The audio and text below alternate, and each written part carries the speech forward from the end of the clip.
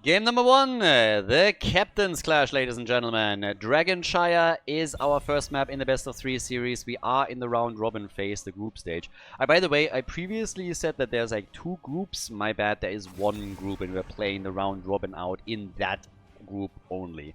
So yeah, sorry, I think I said this in one of the games that we had previously, but yeah, it's one single group where we're playing a full round robin out, and that is then being used also to funnel straight into the playoffs. But this is all played out on the North American server, of course. We have Team Kure now going up against Team Mason, and I am always happy for a little bit of Kure action, so let's see what they can do today. Thankfully, he's actually here. I'm not gonna let that slide throughout the rest of the tournament. On the first day, he actually went to sleep, apparently, shortly before the tournament, and didn't wake up for it, so it was a little bit unfortunate for the team. He came for the third map, though, and they won the series, so I suppose at the end of the day it was all good. But yeah, here we are. There's no draft rules for most of the tournaments that we ran in the past. We had some special rules. Tournament is not hosted by me, actually. It's hosted by the NA boys. Nintori has actually been severely involved in all of this. And we have just a vanilla tournament. There is no shenanigans around. Heroes can only be picked once. Some heroes can't be picked, or bounties or anything of the sorts. So yeah, this is vanilla tournament. Everything goes. Dragonshire, our first map now, and in the group stage we're looking solely at best of threes, whereas then later on in the tournament we're moving into a best of five system, of course. So with the bans on Dragonshire, we have Jojo and Nubarak taken out. I still have immediately my eye on Kure. This is all played on the NA server, I think I mentioned it before, which means that all of the European players that you see here have to obviously play cross-server. We had in the past a lot of the NA players that played on the European tournaments and had to play with a big ping disadvantage, and right now for the Europeans the same applies, obviously.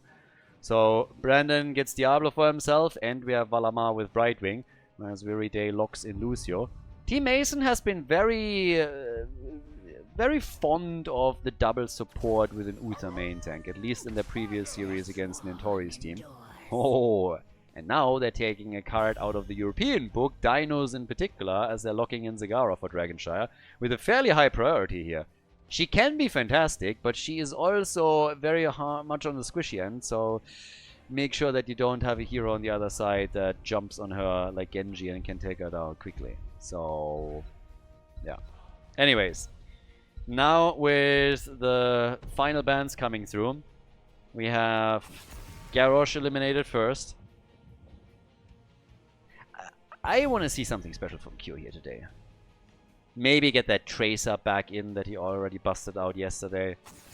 That would be a nice one. Genji gets banned, yeah, so they want to try and save Zagara. But again, Kure has played a lot of Tracer, so they could definitely try and get her and annoy Zagara that way.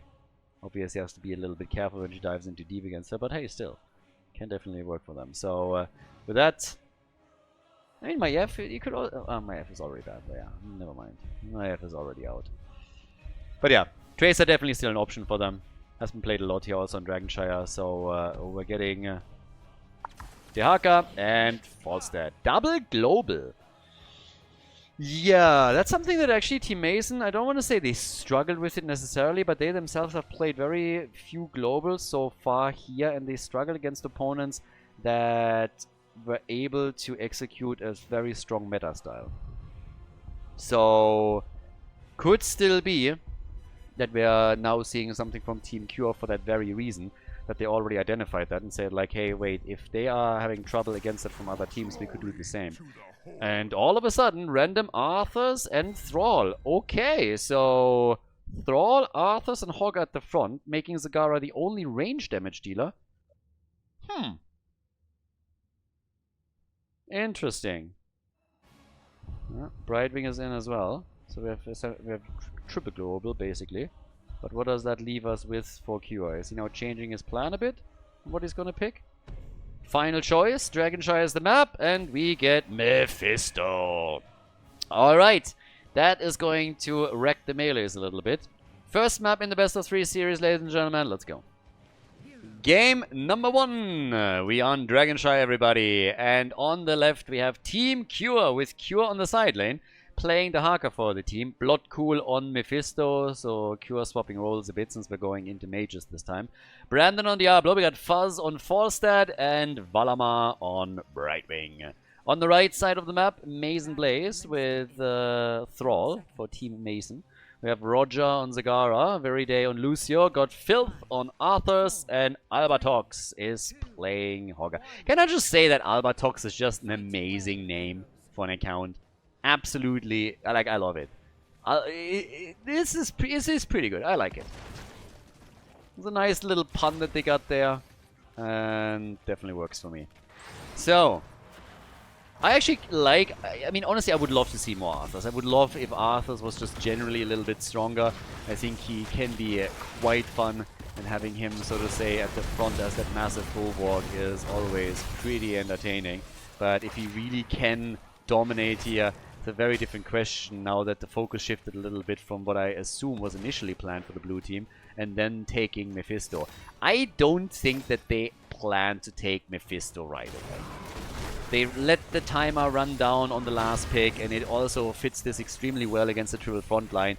Thrall is already down here, so personally I think Mephisto was an adjustment that they made, and it is a very powerful one. You go up against the melee heavy front line on the other side, can take some of those squishes out there, of course, too. We have a triple global on top of that, so a lot of global heroes that can just rotate around throughout the entire game and make sure that they are applying some lane pressure, which is something that the red team has been susceptible to from other teams. So I assume that Team Kure has watched at least some of those, and that part of why they made the adjustment is exactly that they identify that the opponent is a bit vulnerable to proper global play, and that they are attempting to use that to their advantage. I mean, think about it. The map choice was also made by the blue team, and this is one of the most macro-heavy maps that we have in the pool. Of course, if you have big maps, you can always leverage globals and play a strong macro game. But when it comes to the objective, there's no other map where you have to control this many points at the same time in order to lock that in. So if you have now multiple globals and you can play around that, you can really put a lot of pressure on a team that might struggle with that. Down at the bottom of the map, though, there is a bit of a push happening now from Team Mason. So they are already facing off against the Haka now that he moved in, and it is the end of Zagara. The Zerg Queen goes down first. Falstad is still at the top against Hogger. He could have moved back down too and give them a numeric advantage. They decided against it, and well, now here's the next attack coming through with a quick lick attempt, but they weren't able to get Arthurs or anyone else for that matter. They still hold on to control over the bottom shrine. Top side, Falstad still looking pretty alright here, going up against Hogger, so he needs also to be a bit careful with this. But so far, things are actually fairly okay for them. 2 kills already. Avoided the attack at the bottom, lost a few structures in that wall. Oh, now they might lose a bit more. Kure? Oh, very nice dodge. Yeah, waited for the burrow, and then when the Howling Blast came through, he just used it in time. So, job well done. Kure with another potential play to try and defend this. Has the AoE here, but needs assistance if they really want to have a chance to deal with Zagara, and that's why Mephisto is starting to move over. So the early aggression and pace has maybe slowed down a little bit, not by too much, but by now we still have the Haka attempting to control the bottom shrine. They're always trying to sneak in a Dragonite here when you just look at the minimap. But Blaze is Blaze. With Mason Blaze on the side, honestly, and the team being called that way, it's really something that's just stuck in my head, and I keep saying it over and over again. I called Samuro Blaze twice, I believe, in one of the previous ones there too, in the previous series with the same team. But yeah, Hogger is at the top. Hogger is at the top, and down here, Team Mason is trying to control the next shrine. The Haka rotated top side, so they're just leveraging the 2 globals as best as they can to keep continuous pressure at the top lane, and also, of course, experience. The Haka is taking 1 shrine. Falstad might have gone a little bit too much, but yeah, he's still able to get out. So not a problem. But again, all these little plays to get some damage in, they obviously matter. So red team is rotating back down again. Want to also claim another mercenary camp, I suppose, and if they grab this and nobody contests it, they should easily be able to do structural damage to the fort as well.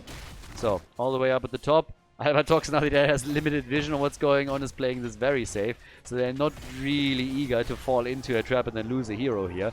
But the 3-man is now rotating down to the bottom. Zagara has done a pretty okay job to get some creep tumors on the map. It's never easy against a team on this level, because normally those creep tumors don't last long. But Roger has been fairly diligent, so they have at least some clue of what's happening and from where the opponent is approaching.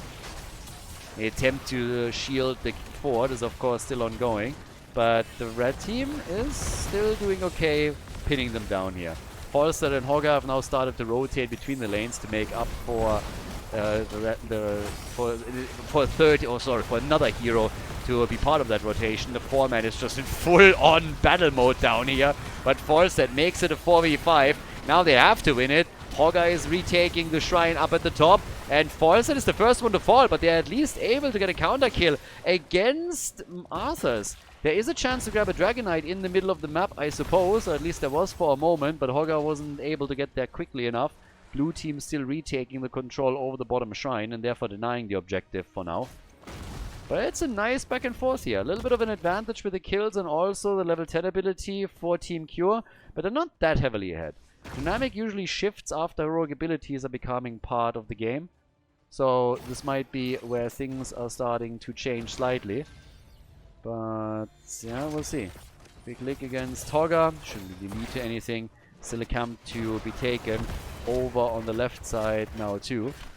And yeah, well, let's see if down here at the bottom of the map the Zagara push with those two siege giants can have a little bit more success and do some additional work. It's going to be the next play that they're going to try for. But the defense is already here. So Falstad is still sitting in the middle. He obviously has shown already a bit earlier that they are eager to try and slowly whittle the hit points of those structures out. But the red team has identified the bot lane as the most important one for them right now, which is obvious. I mean, again, it's always the most important one on Dragonshire. Essentially, every single the lane on a map that the most mercenary camps travel through is the most important. That holds true for Dragonshire, Towers of Doom, and any other map, but especially here, teams usually want to take this one out first. In this case, it backfires though. I mean, they're losing quite a few heroes now. That's 2 already eliminated that they just lost. And yeah, with that, it might even lead to an objective for the blue team. Team Kure is about to get control at the top, I suppose. Kure is alone, but there's Falstad. That's where the globals are starting to kick in. So now they're getting another global hero into play. In the middle, it's Arthas who's attempting to prevent them from grabbing the objective. Doesn't have his ult ready either. Zagara, she still has more, but Sundering has been used in the previous fight, so a lot of the ults are out. We don't get high 5, but we have the sound barrier.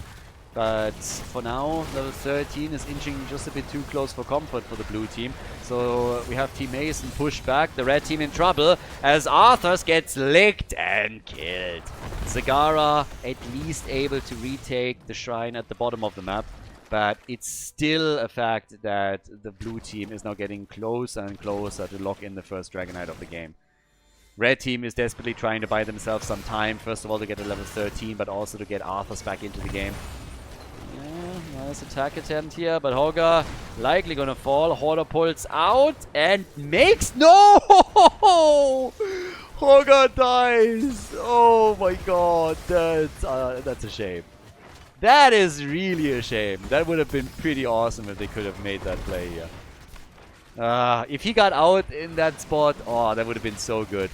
Such a great play, but then he gets hit and killed by Mephisto. So that's kill number 7 for the team. 7 kills to 1 now. And still the lead in experience, which of course is just getting extended time and time again.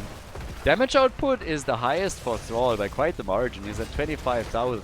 Arthas on 18,000. Even Arthas is on higher damage than anybody on the blue team. Once again showcasing that you don't need to have immense damage numbers to get a lot of kills. Compare the damage numbers on the two teams and then again think about the fact that the blue team has 7 kills to 1. Yeah, Lucio dies too. Maybe Brandon. Yes, Diablo bites the dust. He gets eliminated. But this is just looking absolutely spectacular for Team Kure, just overall. Diablo is back within a moment. Not a problem for him. Was fully stacked on his souls. Still no Dragonite, by the way. It's actually Albertox who's trying to grab it in the middle because they have control now. But the control of the bottom shrine has now been lost to Team Mason. It's still incredible to me that we haven't seen a single Dragonite yet. I suppose it's going to change now. They go for Hogger, and that's another kill. So now 10 kills to 2 and nearly level 16. You can clearly tell that the red team is losing complete control of this one. They're absolutely losing their grasp on the game. So by now we have fast channeling, and then we're going to get the Dragonite in the middle. This time Diablo is already here. Brandon takes it.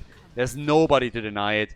Not even close. And that is going to be the first few structures destroyed in the game. And look at the gap in experience. We have level 13 against level 16 basically. So this is massive. A talent advantage. The first push with an objective. Falstad is up at the top and is doing damage there. So multiple forts are likely to fall here. Dragonite is already taking the middle. Falstad is applying pressure towards the top, is now met by Hogger. But the Dragonite is completely left alone, so they're just going for the wall at the keep. They're making one move after another to extend this further and take more structures out. That, on the other hand, was a nice and really important little kill that they just got.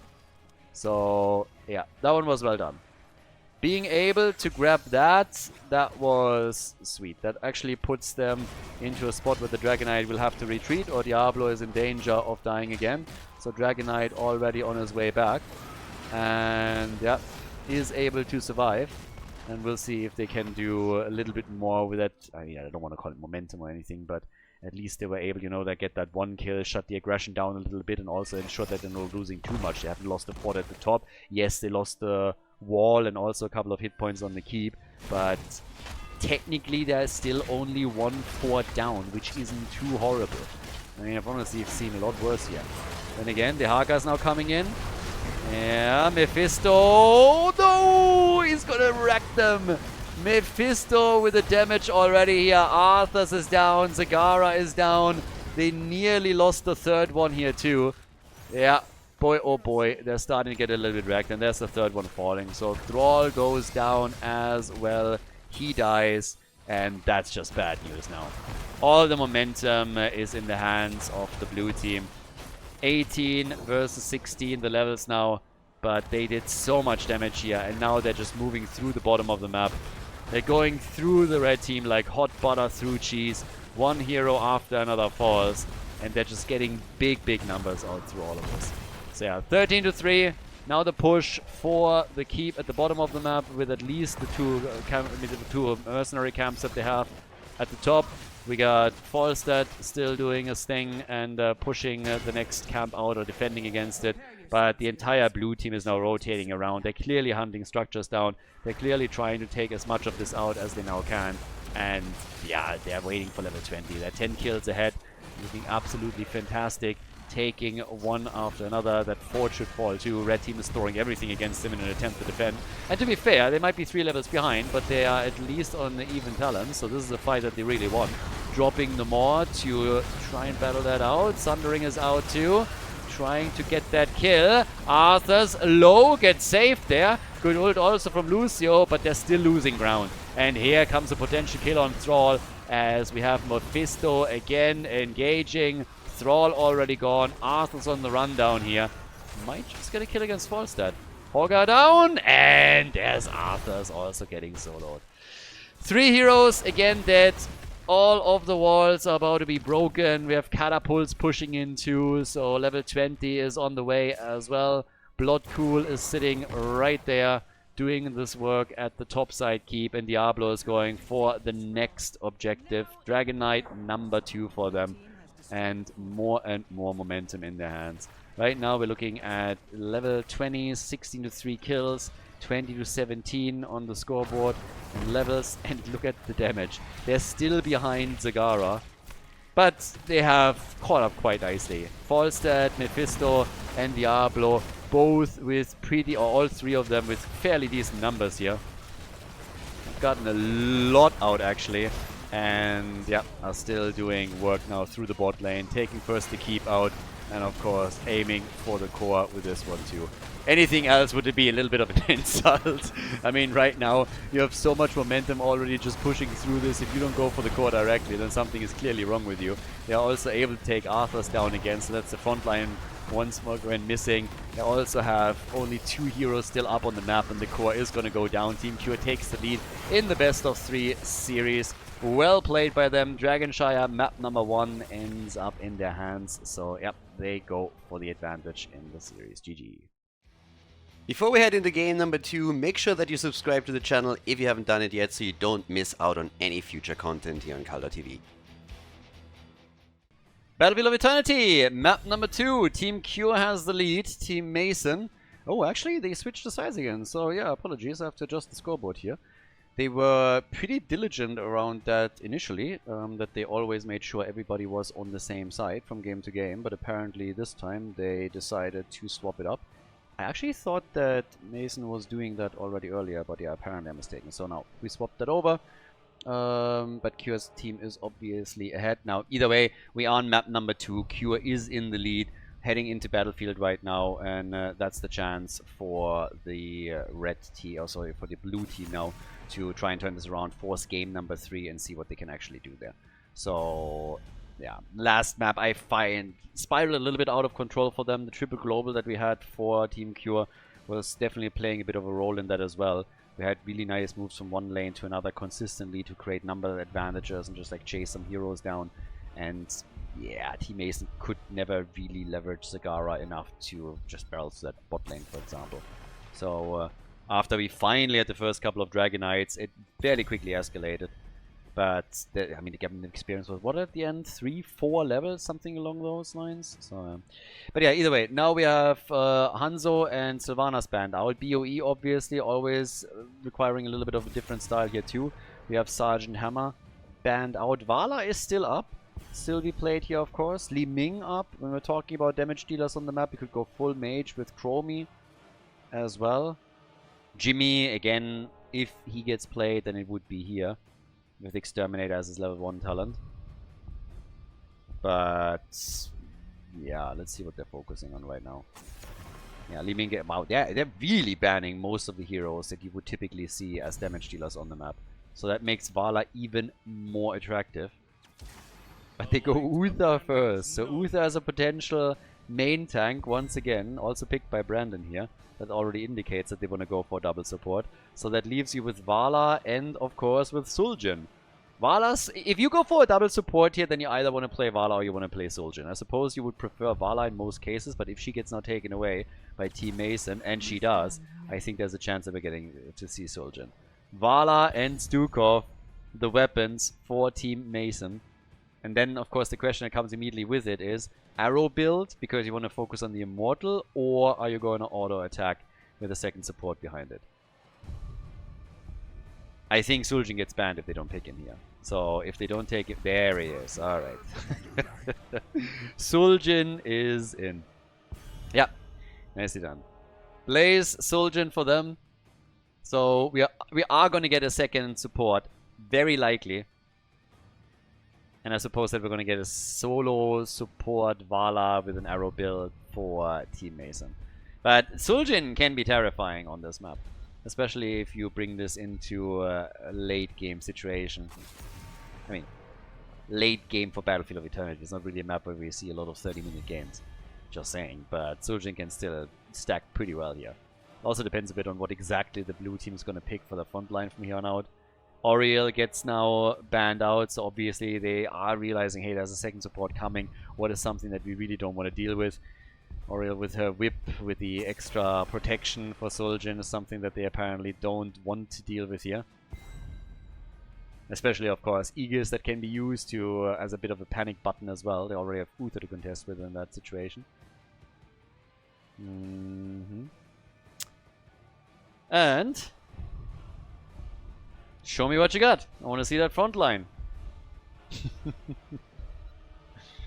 It's gonna be a wild game. There's Yrel and we get Lucio. So a double support after all. This actually looks like it's gonna be a stack battle. Apparently Vala's gonna go for auto attack after all. So Stukov, Lucio. Damn. That could be wild. This could really be a wild game now. If you go Vala with double support now, and Sul'jin very likely with double support, there's Malfurion, and we have Thrall. Okay, yeah, it's definitely gonna get spicy. That's a triple front line also for Team Kure here. Sul'jin as the main, and basically... And okay, it's not the only damage dealer. I mean, we still have Thrall here. Could be Trash Lightning. Very likely it's not gonna be. But, yeah, these are some pretty interesting combos now. Okay, so left side, final map again. Sorry, final pick for our map, and it's Trash Tennis. Talking about giving yourself another handicap. I mean, you have a blind now, but is that really going to be worth it?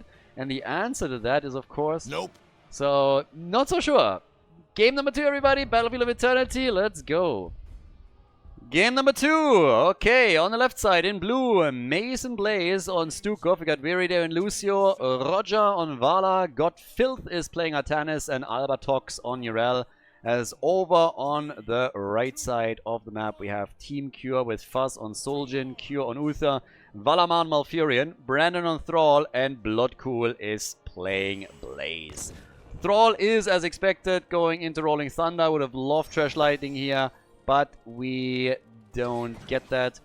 Instead, we're having also Bone Slicer for our boy Suljin. Apparently, the teams have just decided that they're going to try and pressure lanes a little bit. Up at the top, obviously with an auto-attack style, Vala is already busying herself with Artanis and her 2 supports. So, who's going to take those walls down faster? At this point, it seems like Team Mason is winning it. But I believe that there's a pretty good chance that the red team is going to make up for that in just a moment. Having also Thrall in the mix is certainly going to help them. So it's going to be an acceleration of the game even. If both of the forts fall, it's just going to accelerate the game by quite a bit. Teams are going to have more experience sooner. We're going to have catapults sooner up there.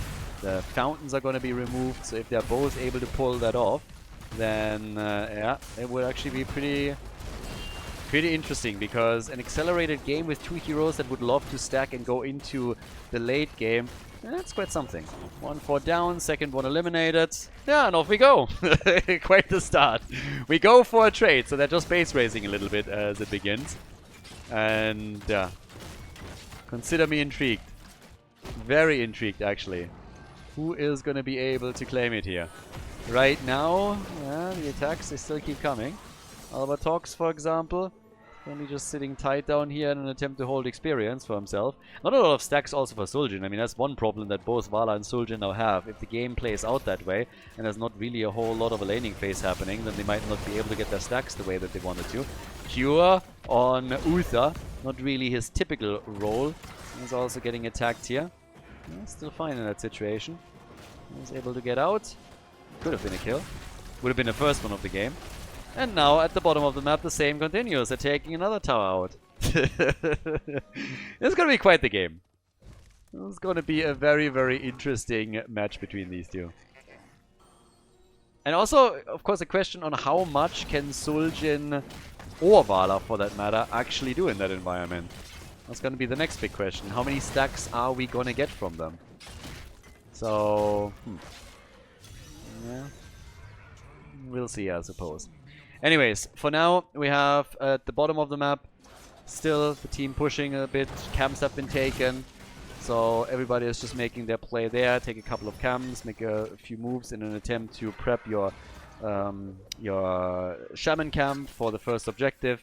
And yeah, then it is go time. That's also where we're going to see the first few thingies taken out. So they're going to start with the first few hits and auto attack stacks. A couple of heroes are probably going to be eliminated in the process too. So yeah, let's get the show on the road and see where we're heading with this. Quick move on the objective is leading to a halftime show victory for the blue team. So Team Mason is just slightly ahead on that. Still no big fights, honestly. 9 stacks for Vala, only 1 stack for Suljin. Finally we get a bit of a battle. Amateur opponent this early on is obviously still helping, but there it is! Artanis doing what he does best. Trash Tanis dies, and they're following it up with the second kill. Yep. Suljin, by the way, is not really capitalizing on any of this, because he's on the right side doing damage to the Immortal and trying to win the objective for them. Which, by the way, he is going to be able to pull off, but that already tells you a lot about what just happened. Even without his help, they're able to get the kills here fairly convincingly. So that's a absolute perfect start on this. So 2 kills to 0. And the objective for Team Kure. Maybe now they're going to get a bit of a move here. Vicious Assault is in too. So that's actually quite interesting what they now have here. Not the build that you would expect, but for immortal damage in particular, this is of course glorious. Uther dying. That's unlucky. That was Artanis redeeming himself a bit with a nice swap here. So that definitely helps. But, well, this is still going to cost them the wall. Little bit of, I suppose a couple of hit points also on the fort. But yeah, that could have been way worse for them. Now, quest is completed for Thrall, which is quite nice. He completes his level 4 quest fairly quickly. And yeah, topside defense is obviously pulled through. Vala has now 35 stacks. We have also for Artanis with level 7 now, final cut. So, see what his input is going to be in this game. So far, the only thing that really stands out to me is that he died first. I mean, that's the first thing that happened here. Oh god, he's a damage sponge. Yeah, Trash Tannis doing what he does best. But again, the Blue team seems pretty determined to try and push whenever they get a chance to do so. So let's see if they're just like attempting to pull that off again here. And well, Lucio is immediately dead. That's the first thing that happens. Vala is slowed down. She went for the Gambit quest, so her dying here would be a little bit unlucky for them. Highly unlucky actually. But maybe they have a shot. I suppose we'll figure that out eventually. So yeah, Vala is able to get away. Has not died yet. Maintaining her stacks. Good for her. But they're already poking the top side forward. And that would be the second one for the blue team to fall. And quick reminder. Yes, we are in a round robin phase, but still, you don't want to lose too many of those matches. And number 1 was already lost, so this is already match point. Match point number 1. And they are still poking this. The fort is already down to 50% of its HP. Urel is down at the bottom of the map. Red team is also way ahead in experience now, so even an early level 10 is totally in the cards for them. Which is even more of a concern now. Because you get that around the objective, around that fort. I mean, you're going to get value one way or another. Either you take the topside structure out, or you just go for a free halftime show. Lucio saying hello and needs to be very careful with that, because if he gets stunned, then he's just toast. Ults are coming in. This gives us a Stingo for Suljin, and the free halftime show that he would have expected. The fort at the top is also still losing hit points, because it's currently being pushed by the minion wave. And down here, they're looking for the next stun. Again, they have level 10 abilities. Suljin is the only one that's missing. They're sundering. Kure gets attacked. Careful, and goes down before he can even self-ancestral. Didn't even use the cooldown here. So yep, he's gone. Vala is getting additional stacks. Suljin has arrived, but a bit too late to help Uther, for example, throughout that. And now the blue team is going to let level 10 as well. Finally a chance for them to fight back on the objective. But Uther only 3 seconds until he's back on the map. No surprises here either with the level 10 choices for the blue team. But here comes the next play for the objective, and the blue team is attempting to catch up. Not doing too badly here. Suljin with 7 stacks by now. Still nothing crazy, but can work a few more in against Scorch Filth, and does exactly that. There's the swap from Artanis. Divine Shield on Thrall, turning it onto Vala, who dodges the stun. Artanis, on the other hand, is really in a pickle, gets stunned out again, but the Wolf is missing. And yeah, well, Suljin isn't even here, but Vala dies. That's a stack already lost on her level 1 talent. And of course, it should give another Immortal over to the red team. They're even getting few more hits in against Urel. Even if she survives, she was just a nice pin cushion for Suljin to take advantage of. And they're getting another kill on Lucio. So yeah, things are starting to become a bit tricky over here. That's not only an Immortal that gets taken, but the lead in experience has been extended. It's a full level still, and on top of that, we have the 14 stacks for Suljin. Nothing crazy, but given that he has mainly focused on the Immortal so far, that's still pretty bad news. So, down at the bottom of the map, Bloodcool slowly pushing that lane out, hoping to apparently get his team also a bit closer to level 13, which would of course give them a nice talent advantage too. And topside, that fort is going to be lost. And actually, he's not even just going for that, he's actually pushing for the bottom wall here. Now with Urel arriving, he's likely going to change course and travel to the top side, and does exactly that. But still, that did some damage on the wall. Now there are 5 versus 4 at the top. It's getting better and better for Team Kure. The red team is making really good moves on this. Nice swap. Artanis had some nice swaps, I give him that. Some decent swaps from him. Very little else that he can currently provide here though. Damage output 24,000 for Thrall. Suljin, between all of this, he's now sitting at 24,000, is taking over. Tan is still below 10,000. Tan has as much damage as Stukov, for example. As much as Uther. Just saying. So, yeah. Not gonna be enough if they want to turn this around. Helpful on the objective, obviously, with its amateur opponent, but yeah, still better choices. With level 13, we have another talent play. Topside Keep has taken some damage, but not more. And they are still more than a level ahead, meaning that the next objective could again center around the talent advantage of Team Kure. He moved back and took a few more of the camps. Sul'jin is now sitting at 19 stacks, so the range increase is obviously already hit. Connects at 15. The double swing, not all that important. I actually don't think that we're gonna see them go for the extra damage with the stacks on 16, so instead we're very, very likely just simply gonna see no Arcanite Access. Actually, 7, my bad. Griefing here. Thrall has been taken out, so yeah, they're definitely not going to go for any of this. Don't really have to, so 30 is not that important to them. And Sul'jin gets actually taken out before he can even use his ult. Stukov, always nice with the lurking arm to utilize that. Even more heroes are now going to fall, so Kure is buying them a bit more time, specifically since this is pushing and has to be dealt with. But now that the objective is coming up, honestly, this could be an interesting one, because maybe that time window that allows them to go for the Immortal first, allows them to grab their first objective with 5 kills to 5. They've definitely started to turn things around a little bit. Vala has died once, has lost a bit of the attack speed that she wanted, but at the same time she is now at 100 stacks. Nothing crazy, but is slowly adding additional damage to the auto attacks. Uther is still missing, but he'll be back in a moment. Thankfully for them, they obviously have the second support here, so that's another one. And the attack is slowly coming now, so halftime show, not really the race that I expected, but yeah, everybody's just sitting tight and waiting with vision. And down at the bottom they're pushing just another wave out. But with the red team making a play for the Immortal, blue team has to start defending again. They're currently just dealing with the top lane pressure through the Shaman camp, because their keep is obviously the thing that is gonna get hit next, so they're a little bit weary about that. But that also means they're giving up some mid points. There's the blind coming out from Artanis, but he's still dead. Artanis is still down, the first one to fall, gets absolutely wrecked here. Sundering comes out and locks them down for even longer, but they are already on the run, and Urel, she's also taking a beating. Sul'jin is using the opportunities for more and more stacks. Urel is gone, Uther is dead, I don't think he cares too much. Still no Divine Shield use, by the way. That has happened now a couple of times. We have Divine Shield and we have the ult on Sul'jin with Pass Dingo that could help him to evade situations like this.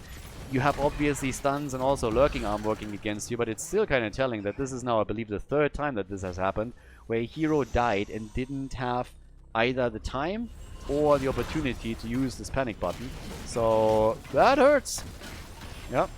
Uther will be back, so it's not that big of a problem. They still won the fight.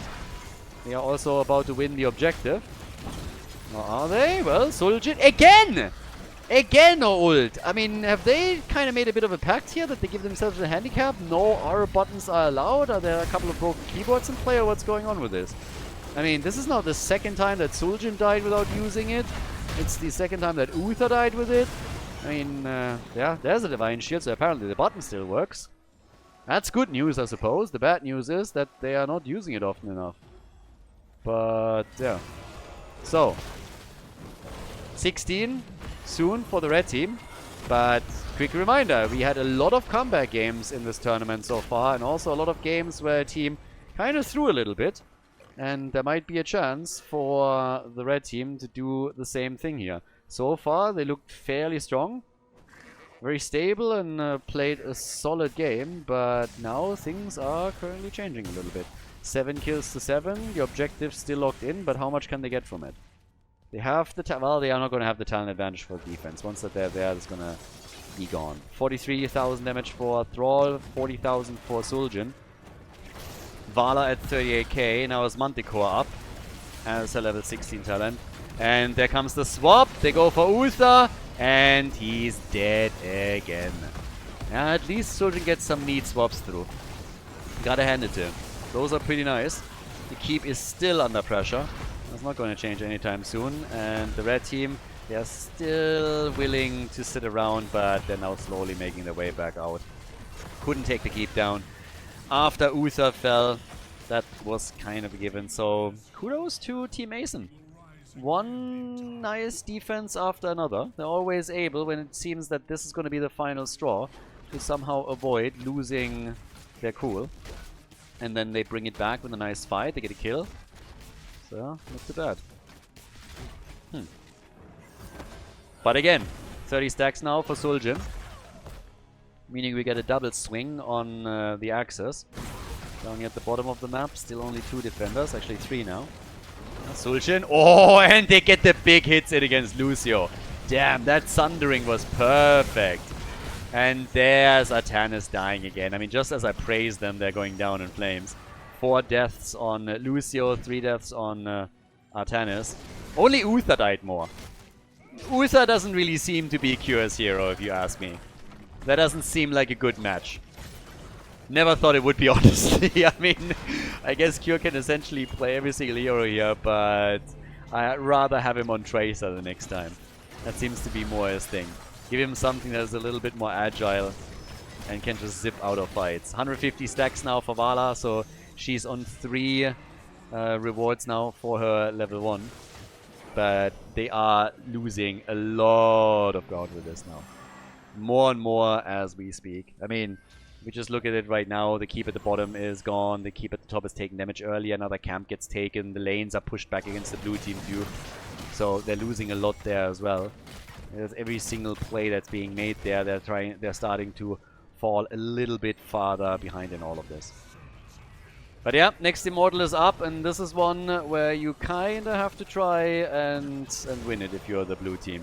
There's not gonna be too many more opportunities where you can make a big play. So, yep, off we go. Things are starting to slowly heat up here. And, well... Urel!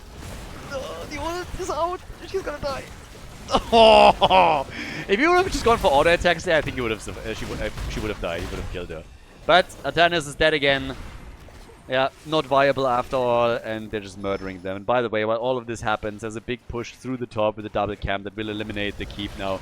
So Urel jumps in again to a certain death. She's gone, and in the meantime, the stuns in the middle connect to. Lucio is gone, Vala is gone, everybody is dead, and that's of course now a suicide move there towards the end. Dies in solidarity with the rest of the team. Full 5-man team wipe. And this will mark the end of the game and also the series. So, yeah, nicely fought at least by Team Mason. But it is Team Kure that wins the map and the series, takes the 2-0. And another big W for the group stage here. GG and well played. Nicely done.